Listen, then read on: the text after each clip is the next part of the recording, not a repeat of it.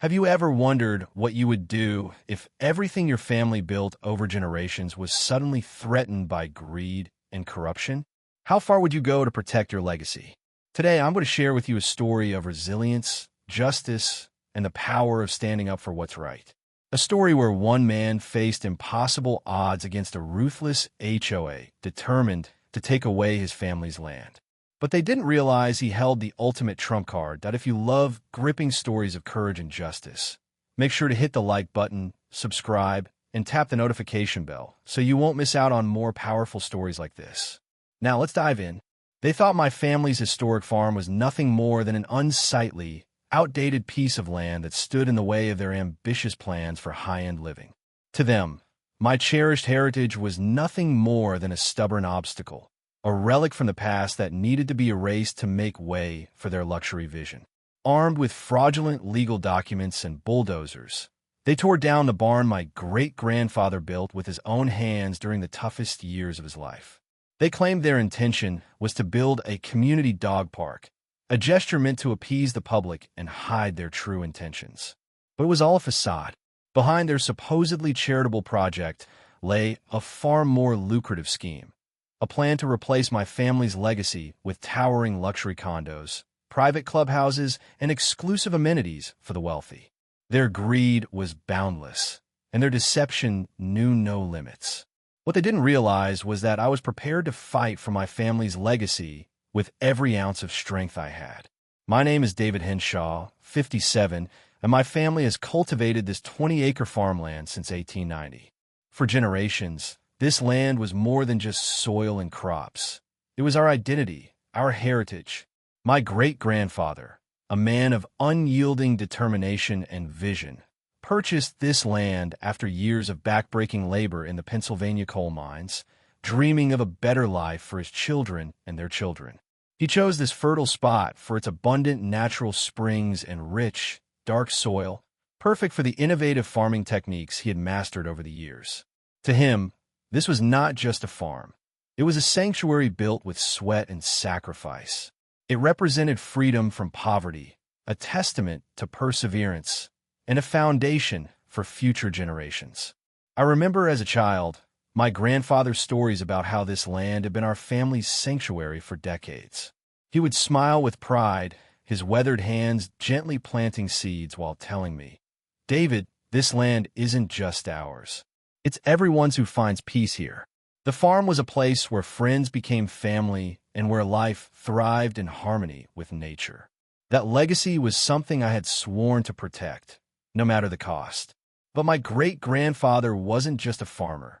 He was a visionary engineer. During the Dust Bowl era, when countless farms perished from lack of water, he built an advanced irrigation system designed not only to keep our crops thriving, but also to provide water to the entire surrounding area. His dedication and effort saved numerous families during those desperate years, and the system he built was admired by engineers and locals alike. It was a marvel of engineering for its time, an intricate network of underground pipes, valves, and reservoirs that ensured the survival of crops and families alike. His foresight was legendary, and his meticulous legal work protected our water rights and land from any future encroachment. The legal documents he crafted were like a shield, securing our independence from any future homeowners association, HOA, schemes.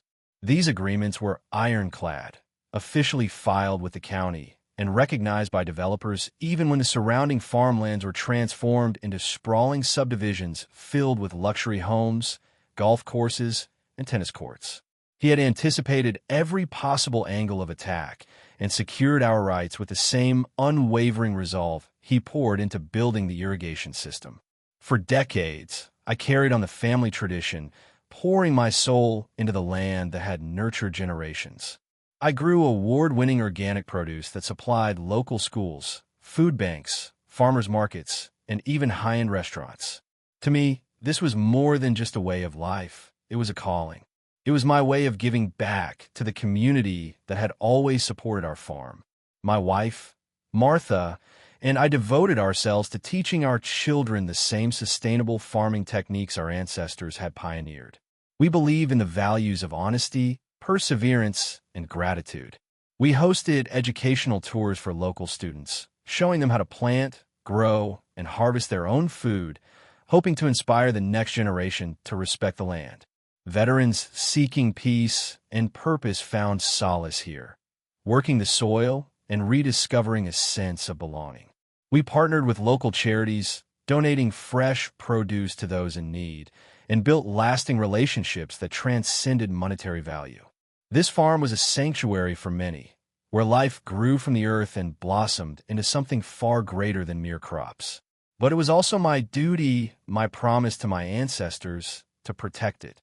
And when everything we had built was threatened, I knew I would do whatever it took to defend our legacy. But everything changed when Amelia Graves, a 55-year-old retired corporate attorney with an insatiable hunger for power and control, moved into the newly built Stonebridge Estates. She was the kind of person who thrived on authority, always craving more influence and admiration.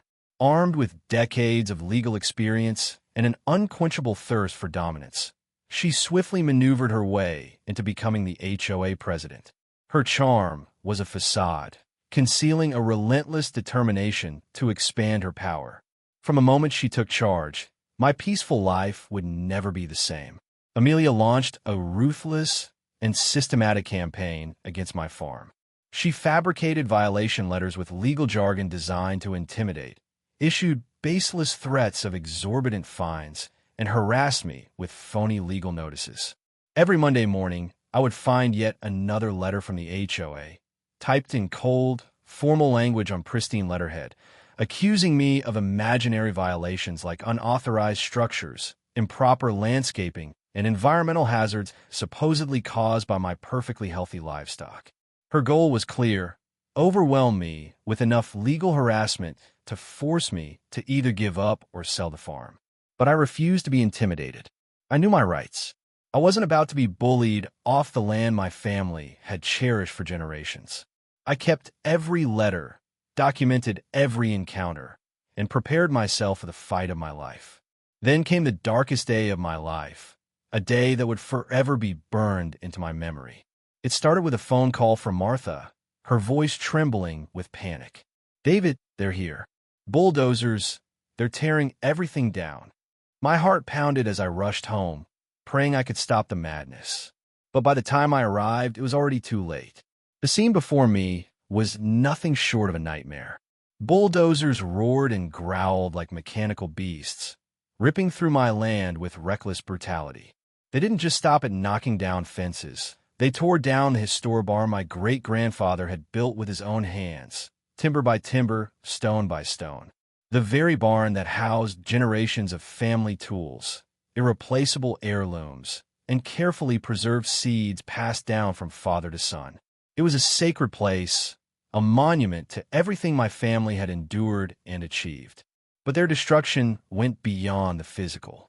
They trampled crops, crushed equipment, and desecrated the land I had devoted my life to nurturing. Watching everything my family had built crumble before my eyes was a pain I cannot describe. It felt like watching my own heritage being burned to the ground, reduced to dust by greed and arrogance. Martha stood beside me, tears streaming down her face, clutching our family documents as if they were the only shield we had left. My hands trembled with fury and sorrow. But even as despair threatened to consume me, something stronger rose within my chest: determination. Because little did they know, I had been preparing for their underhanded tactics, and I was ready to fight back, no matter the cost. Amelia's biggest mistake? She didn't realize my grandfather's meticulous legal documents weren't just old papers collecting dust. They were a legacy of foresight and wisdom designed to protect our family's livelihood from exactly this kind of malicious attack. Every clause, every seal, every signature was there for a reason. These documents weren't just pieces of paper. They were powerful, binding contracts that granted my family complete control over the water supply to the entire subdivision. The same water system that fueled the luxurious lives of Stonebridge Estates, keeping their pristine lawns green, their crystal-clear pools filled, and their extravagant lifestyles untouched by drought. The entire development had been built upon the assumption that their water access was guaranteed. But by illegally seizing and destroying my property, Amelia had crossed a line she could never uncross. What she didn't know was that my grandfather's contracts contain a clause designed to ensure our survival if ever our land was unjustly taken. The moment her bulldozers demolished my barn, she violated those agreements, granting me the legal right to cut off all water access to Stonebridge Estates. I stared down at the documents spread across my desk, the familiar handwriting of my grandfather's careful scrawl, his words of caution echoing in my mind. Protect what's yours, David. Never let anyone take away what we've worked so hard to build. They had unleashed destruction upon my land. Now, it was my turn to show them what happens when you try to steal someone's legacy. The tables were about to turn, and I was more than ready to fight back.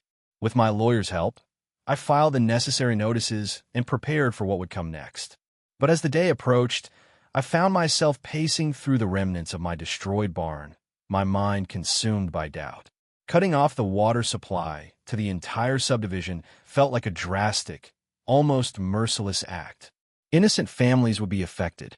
Children, elderly residents, people who had no idea about Amelia's greed and schemes. I spent sleepless nights wrestling with the decision. Martha tried to comfort me, but the weight of what I was about to do crushed down on me like a heavy stone. It wasn't just about getting justice. It was about drawing a line in the sand and standing up for everything my family had built. In the end, my grandfather's words echoed in my mind. Never let anyone take away what we've worked so hard to build. It was then I knew what I had to do. The next morning, with my hands trembling slightly from the weight of what I was about to do, I turned the valve that controlled the entire water supply to Stonebridge Estates. What followed was nothing short of chaos. Within hours, the luxurious subdivision began to feel the impact of my decision. Water pressure throughout Stonebridge Estates rapidly plummeted. Faucets sputtered, sprinklers stuttered, and then silence. No more pristine streams flowing from showerheads. No more clear water filling swimming pools or cascading down decorative fountains. The manicured lawns that once symbolized their high-status living began to shrivel and turn brown under the relentless summer sun. The neatly trimmed bushes and blossoming flower beds dried up, their vibrant colors fading to dull shades of death. Air conditioning units groaned and sputtered under the strain of limited water supply, and the extravagant swimming pools quickly stagnated, their clear blue water turning into murky green cesspools covered in slimy algae. Desperation swept through the community like a fever. Parents worried about the hygiene and health of their children. Elderly residents struggled to cope without basic necessities, and homeowners feared their pristine properties would become worthless if the water crisis continued. Residents scrambled to stockpile whatever bottled water they could find, driving miles to purchase enough just to drink and bathe. Rumors spread like wildfire, claims of sabotage, conspiracy, and betrayal. People accused Amelia of lying to them, of failing to protect their luxurious lifestyle. Tensions boiled over, and arguments erupted in the streets as panic turned to rage. And resentment toward the HOA leadership intensified to a boiling point. Furious residents gathered outside Amelia's luxury home, demanding answers and immediate action. The same woman who had once commanded their respect now faced their fury, her power crumbling under the weight of her own arrogance. The once smug look on her face was now replaced with panic and helplessness. She had no solutions, only empty promises that everyone now saw through. The community she had once controlled with an iron grip was now turning against her. I watched from a distance as furious residents gathered outside her luxurious home, shouting for answers, demanding her resignation. The very people who once looked down upon me and my farm were now desperate, turning their anger toward the woman they had trusted to preserve their comfort and luxury. Amelia's face was a pale mask of fear when she finally emerged to address the mob. But her words were nothing but desperate excuses and hollow promises. "This is just a temporary issue. The water supply will be restored soon," she insisted, her voice cracking under the pressure. But the crowd wasn't buying it. They saw through her deception, and their frustration only grew. As Amelia retreated back into her mansion, overwhelmed by the chaos she had created, I couldn't help but feel a grim sense of satisfaction. Justice was finally being served. But my fight wasn't over yet. I needed to make sure she was held accountable for everything she had done. And I would not stop until every single condition of mine was met. I made my conditions crystal clear: full restoration of my property, financial compensation for all damages, and a legally binding acknowledgement that my farm was forever exempt from their HOA schemes. Until every single condition was met, the water would remain cut off. I was not backing down. Amelia's arrogance and greed proved to be her ultimate downfall. As news of her illegal actions continued to spread, her reputation shattered beyond repair. Investigative journalists exposed her fraudulent schemes on the evening news, and her influence crumbled before her eyes. Court documents were unsealed, showing her deceitful attempts to seize my land, and public outrage grew stronger by the day. By the time the courts finally intervened, my rights were confirmed beyond any doubt. The court's ruling ordered not only full restoration of my farm, but also substantial financial compensation for the extensive damage caused. Amelia's reputation was utterly destroyed. Her standing in the community crumbled like the debris of my demolished barn, and she was ultimately forced to leave Stonebridge Estates in shame. Her legacy? A cautionary tale of greed, arrogance, and the consequences of crossing someone who knew their rights. But that wasn't the end of the story. What began as a desperate struggle for survival against a corrupt system turned into something far more powerful: an unexpected alliance built on mutual respect, empathy, and the pursuit of true community spirit. The experience had shaken Stonebridge Estates to its core, forcing residents to confront the very real consequences of greed and arrogance. Some of those who had once looked down on me and my farm now approached with humility and remorse, eager to make amends. The new HOA board, composed of honest, compassionate residents who genuinely valued community harmony over personal gain, approached me with a vision of partnership and healing. I could see their sincerity, and it was a relief to finally speak to people who cared more about cooperation than control. They acknowledged the harm that had been done and made it clear they wanted to make things right. It wasn't just about rebuilding what had been destroyed. It was about forging a stronger, more resilient community, one that valued both progress and tradition. The new board members worked tirelessly to repair the damage caused by Amelia's schemes, helping to restore my farm and ensuring its future protection through legal agreements that could never again be violated. We established the Stonebridge Community Agricultural Initiative, a program designed to integrate my farm's resources with the local neighborhood. It became a haven for educational outreach, where local families and schools could participate in sustainable farming projects, learning from the land and each other. Children from nearby elementary schools would visit the farm to plant their own crops, understand the value of natural food sources, and appreciate the effort it took to grow something meaningful. Veterans seeking therapeutic activities found peace and fulfillment working alongside volunteers, tending the soil and finding solace in the rhythm of farm life. Together, we built connections stronger than I ever imagined possible. Stonebridge Estates didn't just learn about my farm's history, they became a part of it. The community began holding seasonal harvest festivals, inviting residents and visitors alike to celebrate the bounty of the land. Proceeds from these events were donated to local charities and food banks, further strengthening our bond. Local restaurants partnered with the farm to supply fresh, organic produce, creating a thriving, sustainable local economy. What had once been a place of conflict and greed became a testament to cooperation, understanding, and the unwavering will to protect what truly matters. The new board even helped pass the Henshaw Farm Preservation Act, ensuring that the land would remain protected from any future exploitation attempts. Stonebridge Estates transformed from a neighborhood torn apart by greed to a community united by a shared vision of progress, respect, and harmony. Lesson learned.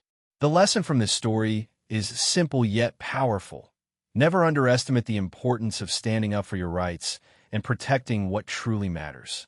David's unwavering determination to defend his family's legacy against injustice and greed demonstrates the power of resilience and preparedness. It's a testament to the idea that no matter how powerful your opponent may seem, knowing your rights and having the courage to fight back can turn the tide in your favor. Meaningful message. This story delivers a profound message about the value of legacy, justice, and community. It reminds us that true strength isn't always measured by wealth or influence, but by integrity, determination, and the willingness to protect what you hold dear. It also emphasizes the importance of unity and compassion, as even those who once looked down on David's farm eventually stood by him, recognizing the true value of what he had built. Personal perspective. From my perspective, this story is more than just a battle between a man and a corrupt organization. It's a powerful reminder that we all have something worth fighting for, whether it's our family, our values, or our dreams. It also shows us that when we act with courage and integrity, we can inspire others to do the same. David's journey from being a lone defender of his heritage to becoming a respected leader within his community is truly inspiring and speaks to the power of resilience. If you enjoyed this story and believe in standing up for what's right, don't forget to give this video a thumbs up, subscribe to our channel Story Precious, and tap the notification bell so you never miss another inspiring story like this one. Comment below and tell us, what would you do if someone tried to take away your family's legacy? We'd love to hear your thoughts.